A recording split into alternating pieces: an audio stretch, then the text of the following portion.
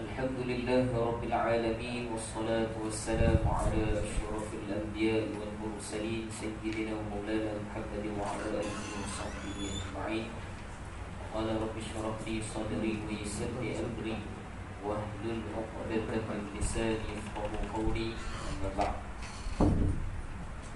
Qala musannif rahimahullahu ta'ala nafa'ana bihi wa bi'ulumihi fid dharain amin. Bila qala alhamdulillah, pertama sekali kita syukur pada Allah Subhanahu wa taala pada hari Jumaat terakhir pada bulan Syaban ini kita diberi peluang oleh Allah Taala untuk berkumpul bersama. Maka pada hari Jumaat terakhir ini sebahagian ulama mengatakan perlunya menanam di dalam hati kita ini niat untuk mendapatkan Lailatul Qadar. Ulama sebut bagaimana kamu nak berpuasa yang wajib itu di bulan Ramadan, maka perlu berniat, kan? Samalah juga pada niat pada perkara yang besar, malam yang paling besar. Ulama khilaf dalam pandangan, dalam syarahan para ulama khilaf, berbeza pandangan. Ada pandangan mengatakan yang pertama, malam yang paling afdal, malam yang paling terbaik, yang ini bukan malam Lailatul Qadar, tapi malam apa tuan-tuan? Malam yang terbaik. Pandangan yang pertama ni, Lailatul itu malam lah, Al-Qadar pun Qadar, tapi biasa kita sebut malam Lailatul Qadar. Tak apalah, kita raih. Para ulama sebut malam yang terbaik. Apa ni malam yang terbaik? Pandangan pertama. Ini kuliah Ramadan tahun lepas. Kita nak ingat balik. Ingat balik. Tak ingat tuan-tuan, tak apa, saya ingatkan. Malam yang terbaik di dalam riwayat adalah malam 12 Rabiul Awal. Ini malam kelahirannya Rasulullah SAW. Itu malam terbaik. Kenapa Ustaz? Tanpa malam tadi tak ada malam raya, Lailatul Ijazah. Tak ada, tanpa malam 12 Rabiul Awal dilahirkan pada malam itu, junjungan besar baginda Nabi SAW. Tak ada malam Lailatul Qadar, tak ada. Tak ada malam Nisfu Sya'ban, tak ada malam Jumaat, tak ada. Tak ada malam Ashura, malam awal Rajab dan sebagainya, tak ada. Maka bermula malam yang terbaik, para ulama syarahkan adalah bermula pada 12 Rabiul Awal, ataupun riwayat Rabiul Ula, ataupun riwayat lain Rabiul Anwar. Yakni pada bulan cahaya atas cahaya, cahaya-cahaya yang turun. Siapa? Baginda Nabi SAW. Pandangan yang kedua mengatakan baulah malam Al-Qadar. Al-Qadar ini para ulama, khususnya Al-Imam Al-Ghazali rahimahullah ta'ala, mensyarahkan kepada kita, termasuk ulama-ulama Ahlus Sunnah wal Jamaah, khusus dalam mazhab Syafi'i, manhaj akidah yang betul, yakni akidah Asy'ariyah wal Maturidiyah, bukan Syiah punya akidah, bukan Mujassimah punya akidah, tidak. Akidah Asy'ariyah wal Maturidiyah, yakni Ahlus Sunnah wal Jamaah. Dan tasawuf kita mengikut Al-Imam Al-Ghazali rahimahullah ta'ala dan juga Al-Imam Junaid Al-Baghdadi rahimahullah ta'ala. Selain daripada ajaran kedua-dua di dalam mazhab tasawuf ini, semuanya tidak ada pengiktirafan daripada para ulama. Maka sepakat yang kita nak ambil adalah daripada ulama yang menjadi sawadul a'zam. Makna sawadul a'zam, yakni ulama yang diikuti, boleh dikatakan 90% daripada dunia ini mengikuti mereka, yakni sawadul a'zam. Jelas tuan-tuan, ya? Maka perlu diniatkan sebahagiannya pada malam inilah Jumaat terakhir Syaban. Kena niat tuan-tuan. Jangan tak niat. Dapat lah Ustaz, tak dapat sudah. Jangan.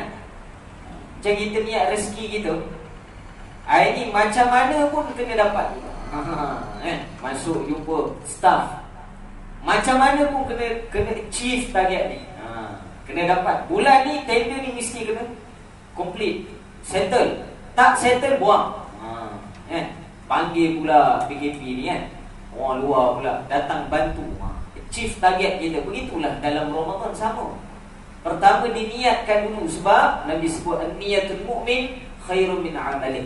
niat orang mukmin tadi lebih baik pada amalnya. Dan dalil ini jangan disalah guna. Ada orang salah guna pula. Itu niat guna semayang pula. Semayang guna niat cukup. Dia pernah jumpa orang, niatul mukmin, Ustaz Nabi sebut. Ada yang sahih, niatul mukmin khairun min amali. Niat orang mukmin tu lebih baik pada amal dia. Dan sudah dia niat je. Makan di berpinggan tuan-tuan tak bagi niat. Semayang nak guna niat pula. Tak boleh Baginda Nabi SAW sahibul niat. Orang yang paling ikhlas dalam niat dia. Tidak ada orang lebih ikhlas pada Nabi. Ada orang lebih ikhlas pada Nabi? Tak ada. Nabi lah orang yang paling ikhlas di sisi Allah Subhanahu wa ta'ala. Dan ulama sebut Nabi pun mendirikan sembahyang tadi, sehingga di akhir hidup baginda Nabi SAW dipapah oleh sahabat Nabi untuk mendirikan solat secara berjemaah. Jadi tuan-tuan, kita nak cerita panjang nanti tentang Ramadan ni besok malam. Nanti plan daripada tuan pengurusi kita. Kita nak cerita pada hari Jumaat ini. Adanya saat-saat yang kita nak mengaji sebelum ni, kita dah baca kan.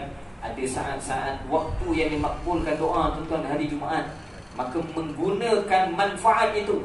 Orang beriman ni dia tahu waktu bila nak minta dengan Allah Ta'ala.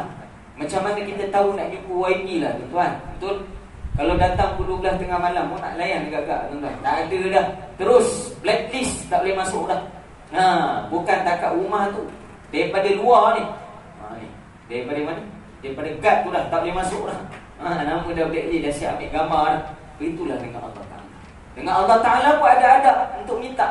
Bagaimana cara nak minta, macam mana waktu yang sesuai untuk minta, dan keadaan bagaimana nak minta.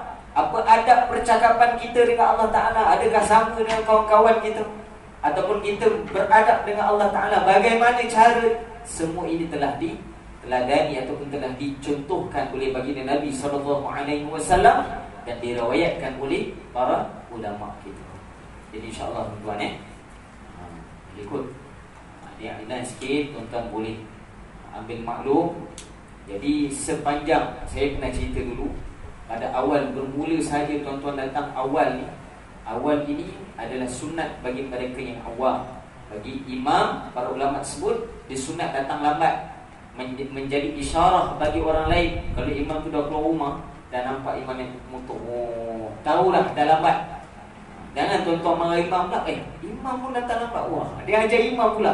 Tak boleh tuan-tuan. Imam sunat datang lewat, kecuali tempat yang jauh. Dia kena tahulah ahwal dia. Tapi sebaiknya adab kita lah yang datang awal. Kita datang awal, para ulama sebut pada awal ini diniatkan sepanjang sehingga akhir khutbah. Waktu itu dikira waktu makbuliyat di antara 13 waktu makbuliyat. 13 waktu, ada riwayat kata 15 waktu. Yang paling tinggi waktunya adalah ketika kita mendengarkan khutbah, baina khutbain, di antara dua khutbah. Maka tuan-tuan jangan lelap waktu tu. Waktu dibuka pintu langit tu, sayang lelap. Malaikat turun tengok lelap kawan. Ajak banyak, lelap. Tidur je kerja, malam tidur. Take 5 pun tidur kat tempat kerja. Jadi 15 minit. Pergi semain Jumaat pun tidur. Kan lepas makan pun lelap kejap. Lepas tu tahu-tahu datang sekat, balik pun tidur lepas maghrib. Tak tahu bila bangun ni. Maka gunakan waktu salah satu pada 15 ni. Tak dapat semua tak apa tuan-tuan, jangan tinggal semua. Dapat satu cukup. Waktu yang sesuai kita ada, yakni waktu khutbah. Gunalah waktu tu. Janganlah kita bazirkan waktu tu. Dan Jumaat ini takkan kita dapat dah. Banyak fadilat para ulama sebut. Sebab di kalangan akhir Sya'ban ini beberapa pintu. Dan di akhir Sya'ban, mula nisfu Sya'ban, bermula hari raya para malaikat sehinggalah Lailatul Qadar. Itu kita akan bahaskan nanti insya-Allah. Itu saya wabillahi taufiq wal hidayah. Assalamualaikum warahmatullahi taala wabarakatuh. Ada iklan, tuan-tuan boleh bagi tumpuan insya-Allah.